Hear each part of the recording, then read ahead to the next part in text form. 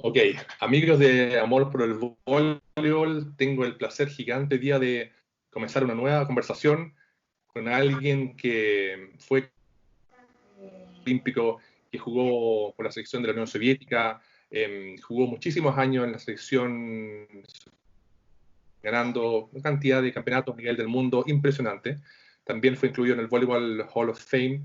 Y quiero presentarle hoy día a un gran jugador, una gran persona, a Alexander Sabin. Así que, ¿cómo estás, Alexander? Э, Александр, Альфредо поприветствовал вас, говорит, что очень рад сегодня разговаривать с вами, с человеком, который находится в зале славы по волейболу, и спрашивает, как у вас дела.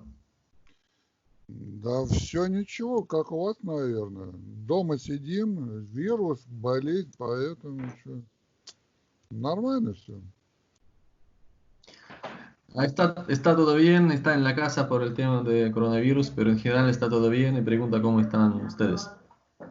Estamos muy bien, gracias a Dios. También en casa, trabajando en casa, cuidándonos. Chile está muy complicado, pero bueno, hay que seguir con la cuarentena y cuidándose. Окей, ну у нас то же самое, все работают из дома, ситуация с вирусом достаточно серьезная, поэтому надо беречь себя и Ну да, ждать на скорейшее изменение ситуации. я понял, давай. Нет, я понимаю, но сейчас что-то будет такое, давай сразу, скажем так, по делу, потому что, понимаешь, да, о чем все это хорошо, вступление было, все, поехали. Вопросы и ответы. Вот мы сейчас Окей. дойдем про Москву, про Путина, про это. Давай про волейбол. Ok, Alfredo, es su pregunta sobre voleibol, porque es más interesante que hablar de política y de la situación mundial. Muy cierto, muy cierto. Ya, bueno, por favor, Alexander, si nos puedes contar por qué elegiste jugar voleibol y cómo fue tu juventud en el voleibol. ¿Dónde aprendiste a jugar? ¿Cuáles fueron tus primeros entrenadores? Básicamente, que nos haga un resumen, si puede, por favor, de su infancia y comienzo en el deporte. Мгм. Александр, ну расскажите, пожалуйста, почему вы выбрали волейбол? Какие были у вас первые шаги в этом виде спорта? Кто у вас были первые тренера? Вот это задача. Это...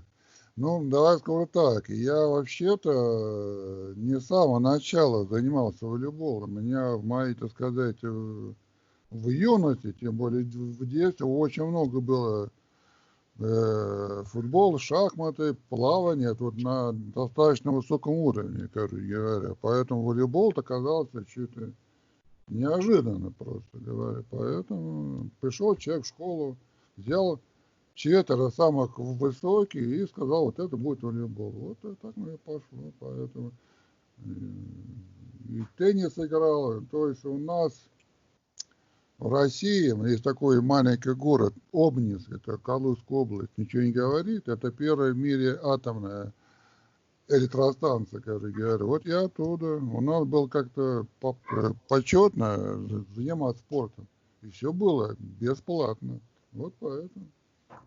Ujú. Alfredo, eh, no es el deporte elegido desde el principio, porque él estaba jugando fútbol, estaba haciendo natación muy profesional con muy buenos resultados y también jugaba ajedrez. Ya estaba deportista en diferentes áreas, ya. Más encima, él está de la ciudad Obninsk, la ciudad donde era la primera estación nuclear en el mundo. Ujú. ¿Ya? Y en su ciudad ser deportista era muy prestigioso. ¿Ya?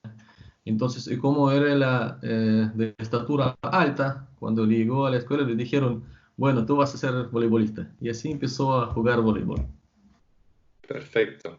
Y pregúntale, por favor, cómo fue su paso del club a la selección nacional, a un equipo tan importante por tanto tiempo. ¿Cómo fue su experiencia en la selección nacional? Мгм. Расскажите, пожалуйста, какая у вас была история, вот начала именно игры в волейбол? Вот ваша первая команда до вступления в сборную. Ну, первая команда у меня была ЦСКА, у меня, и она единственная, короче говоря.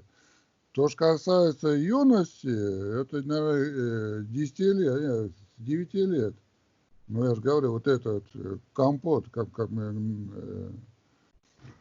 имеется в виду футбол, волейбол, и теннис, и шахматы, все было как. Но у нас как-то вот, ну как тебе объяснить, но такого не было, что, знаешь, вот с самого начала вот там волейбол. Играли и то, и плавали. Я даже был, у меня был первый отряд по плаванию даже. Я был, до сих пор помню, 100 метров, 1 минута, 1 секунда. Это было очень прилично. Поэтому, ну вот, с 9 лет, город Обни, школа, которая сейчас носит мое имя. Вот он, моя первая команда. Ujú. Bueno, como él decía, él no jugaba solamente voleibol. Antes que llegara a CSKA, él siempre combinaba deportes. Era voleibol, era fútbol, era natación. Le gustaba mucho natación, incluso 100 metros lo hacía en 1 minuto, 1 segundo. Tenía resultados muy, muy altos en eso. Y de allá llegó directamente al CSKA, el equipo único donde él jugaba toda su vida. Ok, y del CSKA Moscú, ¿cómo fue el paso a la selección nacional? ¿Cómo fue esa experiencia de pasar de un equipo muy importante en la Unión Soviética, el más importante, a la selección nacional soviética, que fue por tantos años la primera en los mundiales, en los Juegos Olímpicos? ¿Cómo fue esa experiencia para él como persona y también como deportista? Мгм. Александр, скажите, пожалуйста, как вот получилось так, что вы попали из ЦСКА, из одной из лучших команд на то время в России, в сборную? То есть, опять же, на то время сборная это была одна из лучших сборных в мире. Вот, расскажите, пожалуйста, как вот вкратце этот путь? Слушай, ну это было так давно, это 40 лет назад. Но ты меня что сейчас будет пытать, что я должен помнить? Я еще учился в школе в 9 классе. И приехал, есть такой Чесноков, если он будет говорить про моего первого тренера, вот тот, который внес в меня, так скажем, очень много было Чесноков, Юрий Борисович. Вот. Он меня где-то видел на первенство России, СССР по юношам. И забрал, приехал ко мне домой и забрал. Вот уже в 1974 году, в 9 классе, я уже играл в ЦСКА. Ну как игрок? Мальчика взяли, конечно. Там. Вот оно. Тогда вообще-то брали сборную самых лучших, в отличие от того, что сейчас. Вот. Там ничего нового, ничего такого сверхъестественного нет. Ujú. Спасибо. Bueno, cuando él estaba en grado 9 en el colegio, era como acá el 4 medio, ¿Cuarto medio? Ujú. tercer medio. ¿Ya? Tercer medio, acá llegó el entrenador, el Чесноков Игорь, ya, Юрий quien llegó directamente. Борисович. Чесноков Юрий Борисович. Perdón, Я извиняюсь, да, ничего не понимаю, но вот это я могу понять. Чесноков Юрий Борисович. ¿Ya? Él llegó a su casa. ¿Ya? Él lo vio jugando en campeonato de Rusia en el voleibol y le gustó cómo juega y llegó a su casa y ofreció ir a la selección. O sea, en su época era un niño. ¿Ya? Así que, pero él cabe señalar que en su época siempre eligieron los mejores deportistas para ser seleccionado en la selección nacional, no como ahora. Pero fue muchos años atrás, por eso él no recuerda paso a paso completamente porque ya pasó Mucho mucho tiempo, tiempo. es verdad. Sí. Oye, si puedes preguntarle también, por favor, porque él también en esa época, todo el mundo quería ganarle al equipo soviético, era el desafío mundial, y él jugó muchos campeonatos que hoy día gracias a YouTube uno puede verlo, los mundiales, las copas del mundo. Si él recuerda algún equipo contra el cual le haya gustado jugar o también que le haya costado mucho jugar, porque hubo finales o duelos muy, muy épicos, como con el equipo norteamericano o el equipo de Brasil, Italia. Si él quizás recuerda algo de eso y qué te puede decir. Мгм. В то время, когда вы играли в сборной, это была лучшая сборная во всем мире. И многие другие сборные всегда хотели выиграть у вас. Вот. Если у вас на памяти, да, сейчас? Ну да, я тебя слышу, но я тебя не вижу. Сейчас я включу камеру, да. Да, Пришлось выйти и вижу, подключиться. вижу. Ага. Да. Повторю вопрос. Расскажите, пожалуйста, в то время, когда вы играли в сборной, это была одна из лучших сборных в мире. И, конечно же, многие команды хотели у вас выиграть на различных чемпионатах. Осталось ли у вас в памяти какие-то интересные моменты от этих игр? Может быть, с какой-либо командой были интереснее, сложнее всего играть? Ну, скажем так, что каждый матч, он чего-то как-то, он должен как-то, если к этому так относиться, как надо, да, надо помнить каждый матч.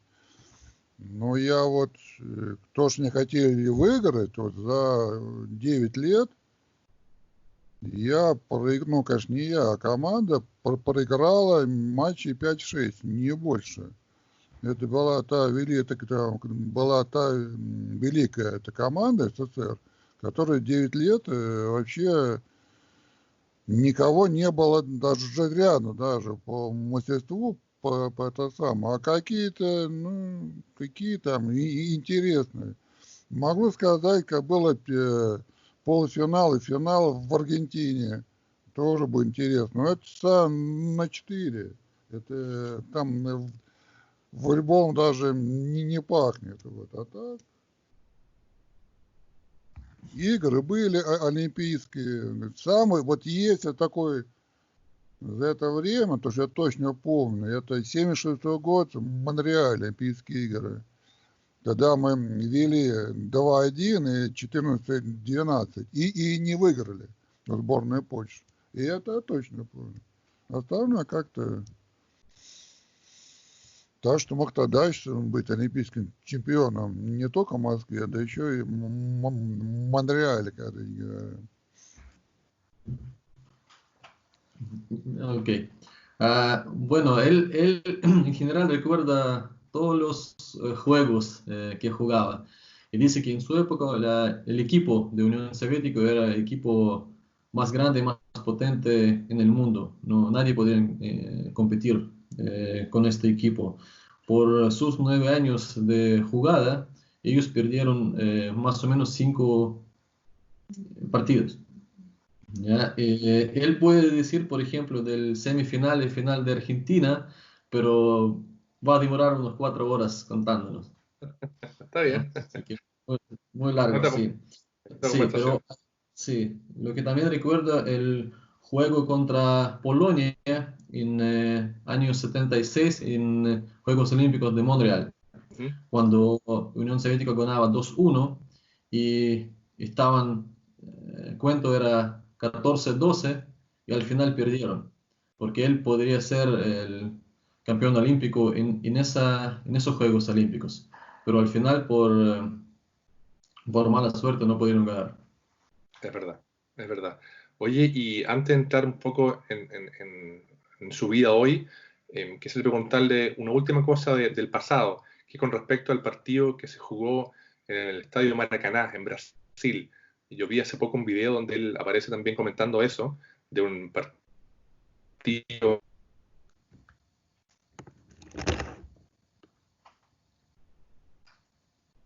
Ну что? Зависли. Ну, я тоже где-то вешу, наверное, говоря. Тем более и Чили, а вот. Alfredo, ¿puede repetir, por favor? Partido Sí, de sí, estar en Maracaná. Eso escuchamos. Sí, hubo un partido famoso en el Estadio Maracaná de fútbol de Brasil, donde hubo más de 100.000 espectadores y se jugó bajo la lluvia. Eso fue un partido muy importante porque en Brasil marcó un antes y un después, o sea, fue muy importante. Y también hace poco yo vi un video donde él también hablaba y comentaba de eso. Entonces me gustaría también que pueda compartir con nuestros seguidores su experiencia. Pero, Alfredo, no entendí un poco. En Maracaná jugaban voleibol. fútbol.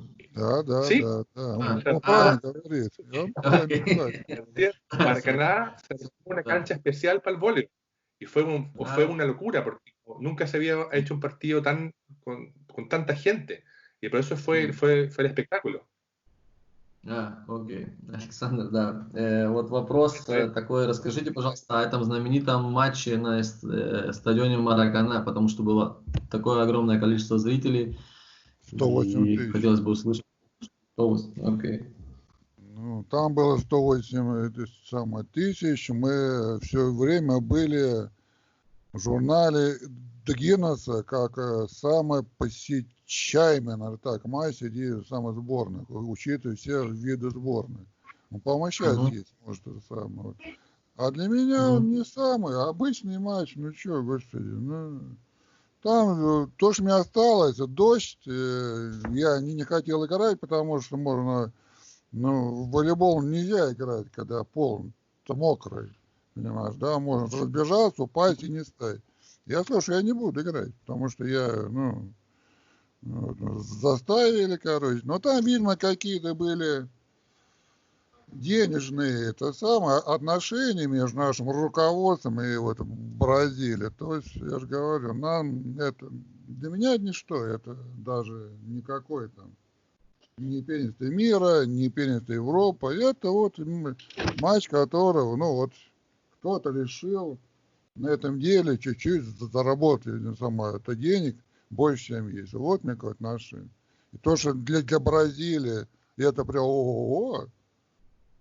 Бразилия, конечно, да, все, были, и стадион хороший, и за 4 часа мы поехали и смотрели, как люди там и дерутся, но это все, конечно, это не спорт, это добыча денег, поэтому у меня к этому отношение не очень. Окей, я переведу сейчас. Конечно. Bueno,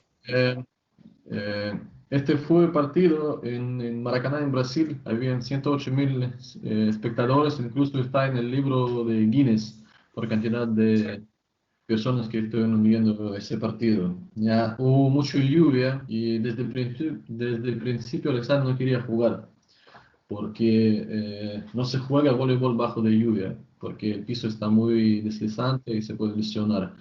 Pero en el fondo hubo algún acuerdo de dinero entre Brasil y Rusia, no sé. Era más espectáculo que deporte. Por eso a Alexander no le gusta más este partido y él siente que no es un deporte, sino es un espectáculo. Perfecto. Está bien. Pero, Oye, Alexis, ya cambiando. Todo estaba muy bien organizado, estaba bien seguro, bien interesante, pero era más espectáculo que deporte. Нет, давай, я сейчас еще скажу, вот в то время даже сборная Бразилии, я же не говорю про сборную Америки, она не могла выиграть у сборной СССР ни одной партии. И это вот как сейчас, вот, так скажем, по футболу сборная Бразилии и сборная СССР, вот такое отношение было. Они вверху, а мы на 49-м месте. Вот так, наверное. Поэтому как-то сейчас, что Бразилия, тогда не было Бразилии. Была Польша, была Болгария, была Куба, которая играла с Бразилией, я же говорю, в 0. Я в 82 году первенство мира в Аргентине счет в финале 0-3, 15-5, 15-6 и 15-4. Это как будто сборная Бразилии по футболу играет со сборной России, вот понимаешь, да? Это не топы еще были, они были где-то там внизу, поэтому для них, конечно, было 108 тысяч, да еще дождь, да еще русские, да еще играют, поэтому было интересно. Это не очень, честно говоря. ¿Все? Bueno, dice que en su época la selección de Brasil no llegaba a nivel de selección de Unión Soviética. Ya, en su época los equipos top eran equipos de Polonia, de Cuba.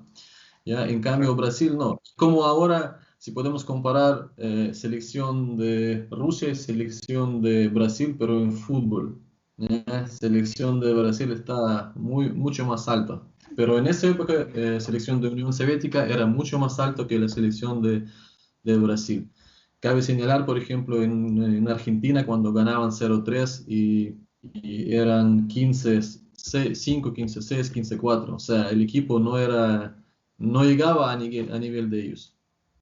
Exacto, ¿Mm? perfecto. Ahora, por favor, puedes preguntarle acerca de su experiencia después de ser jugador. Él tiene una academia, la academia de voleibol. ¿Por qué la creó? ¿Cómo funciona? ¿Cuál es su rol? Que nos cuente un poco, por favor, acerca de su academia. Bueno, hoy día está cerrada, me imagino, pero ¿cómo ha sido todo el trabajo con niños, con formación de nuevos deportistas? Александр, расскажите, пожалуйста, когда вы закончили играть профессионально в футбол, волейбол, вы открыли свою академию волейбола. Да? Расскажите, пожалуйста, вот ваш опыт работы в этой академии, чем вы там занимаетесь, ваши отношения к детям, которые там занимаются. Ну, давай я скажу то, что я думаю. Это не академия. Это вот тот маленький город Обнинск, который Калужская область. Это моя школа, которую я закончил.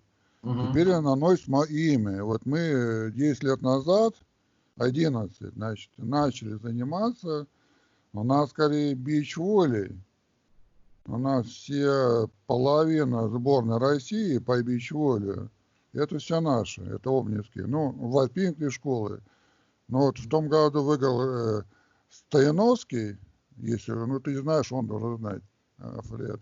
Он из города Обнинска. Вот мы взялись, поэтому у нас сейчас, конечно, скорее всего, девочки ищем, набираем. Вот, и всех в этих топах, это вот. А чем я занимаюсь? Ну, как объясняю? Доставание денег, потому что все деньги. Я не работаю ни в зале, нигде. Я вот не то, что руководитель, я тот человек, который ищет деньги, потому что без денег никуда. Давай, теперь ты. Да. Primero, Alfredo, no es una academia, es una escuela, ya que lo crearon en su ciudad donde él creció, en Obninsk. Okay. El colegio de Obninsk, en honor de él, tiene su nombre. ¿Ya? Y bajo de ese colegio crearon esa escuela de voleibol. Están más apuntando a beach volley, o sea, el voleibol de la playa. Yeah. Y hay mucha gente que ahora está en el top de este tipo de juegos que salen de su escuela. ¿Ya? Y más que nada están buscando más las niñas, para las niñas que en el futuro pueden ser estrellas de este juego. ¿Ya? Y el rol de Alexander, él siempre busca dinero de los auspiciadores para mantener la escuela activa y seguir produciendo profesionales. Perfecto, perfecto, súper claro. Y la búsqueda en general de deportistas, mujeres para el beach voleibol, ¿él lo hace en colegio? ¿Cómo es la búsqueda de talentos deportivos en su escuela? Александр, вот будущих талантов, где вы ищете в разных школах? Как вообще происходит этот поиск? Ну, происходит так же, как и меня нашли. У нас очень развит детский волейбол. То есть у нас, начиная младший возраст, 14 лет и до 18, они играют первенство России. Это ты видишь лучших юношей и девушек по России, то есть едешь по городам, смотришь, и как-то пытаемся их к себе взять, обучить. У нас интернат. Они учатся, живут, кушают и работают. Алексей, если вот ты пока сидишь, забей в интернет школа Савина в волейбол. У тебя выйдет. У нас нету не только на русском языке. Я вам не могу дать даже ссылку. У нас 4 зала, у нас 4 корта. У нас школа единственная в мире, которая имеет зимний зал для бич-воли. Это мы 4 года назад вот сделали. Вот это я вот достал вот эти деньги. Вот и поэтому у нас сейчас стало хорошо, начали играть. То есть знаешь, что где-то идет финал по какому-то возрасту, 14, 15, 16, и смотришь, и мы же такие же не одни, у нас самая эта команда все там берут. Поэтому мы добьемся за детей. Ничего нового. То, что как меня нашли на пенсии России, так вот здесь нашли. Ok. Alfredo, no hay nada nuevo. Él usa la misma mitología que usaban en Unión Soviética cuando lo encontraban a él.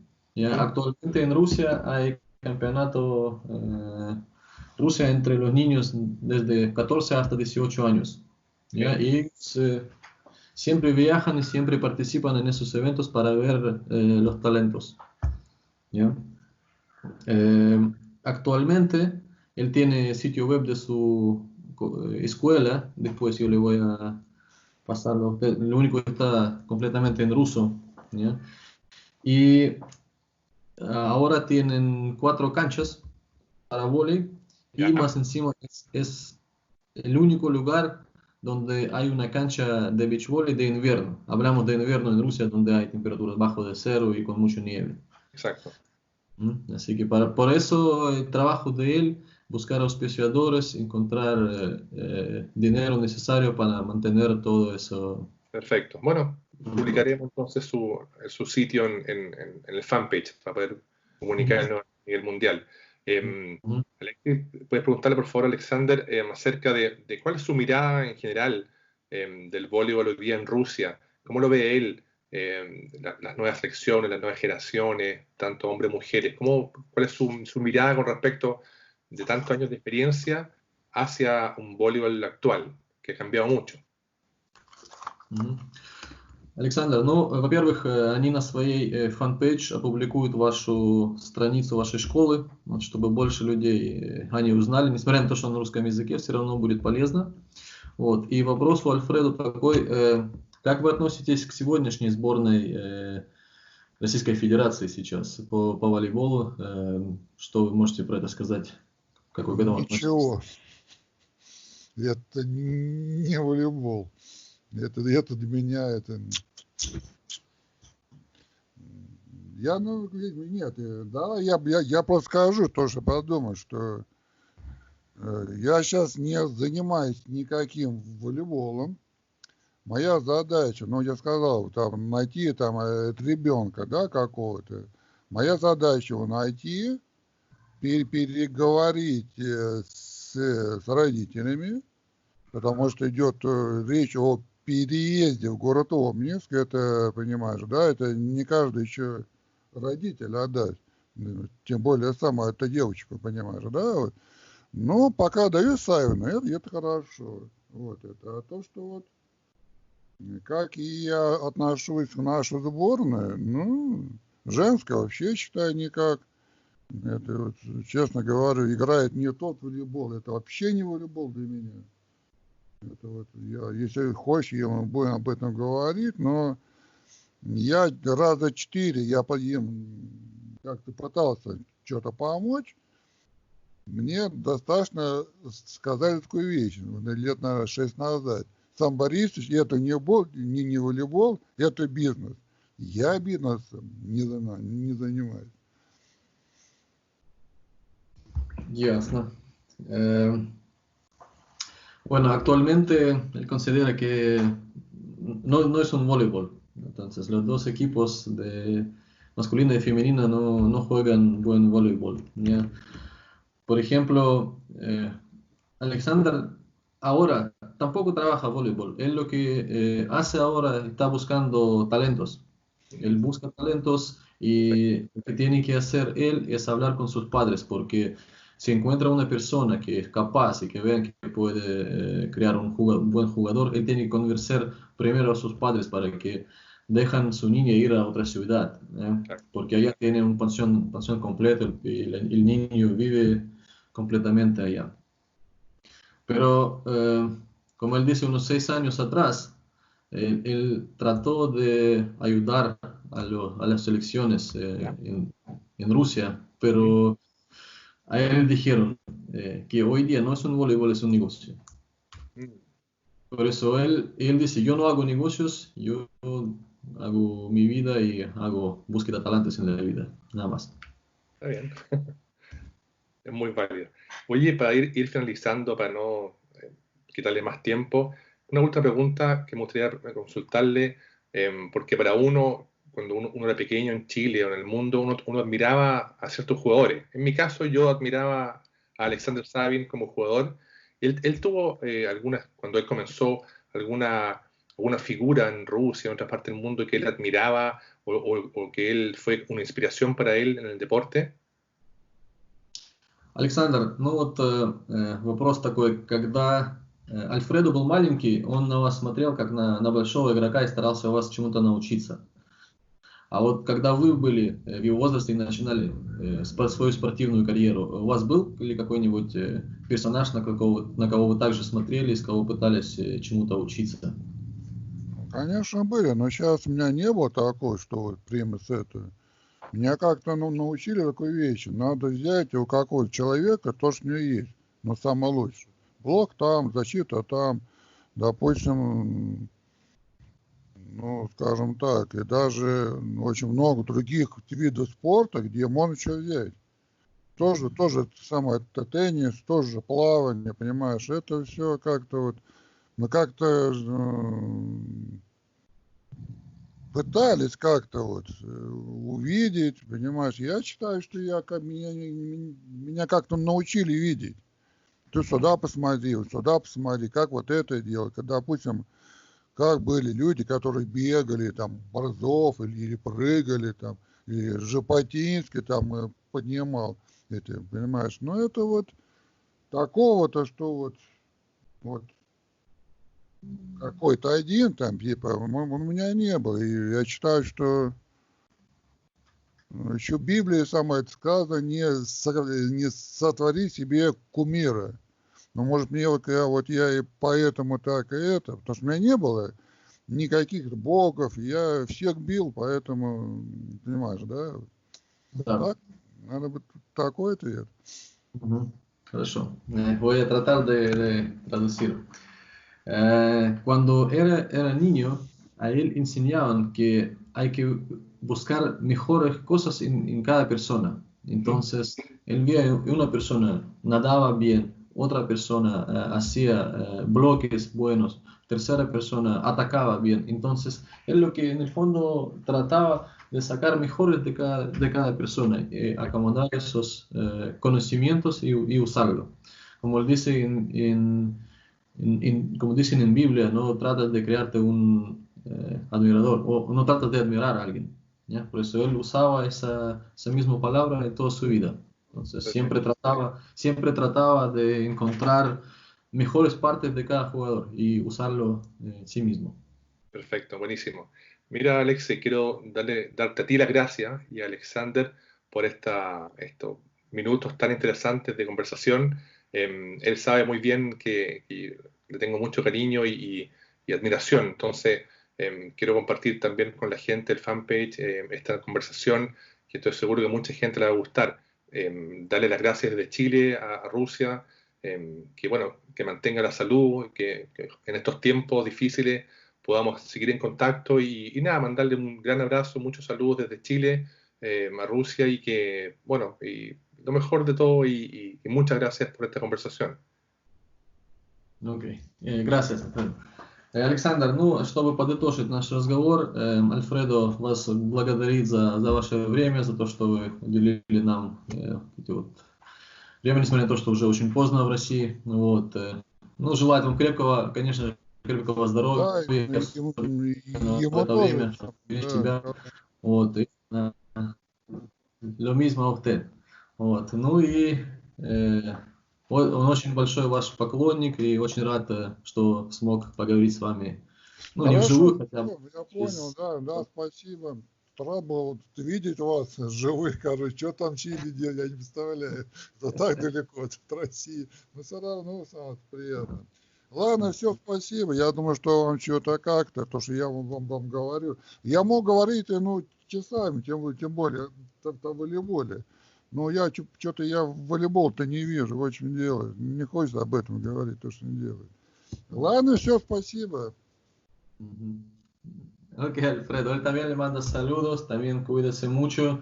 Ya, y por supuesto, él puede hablar horas y horas sobre voleibol, pero lamentablemente ahora es muy difícil encontrar un buen voleibol en el mundo, no como era antes. Sí, está bien.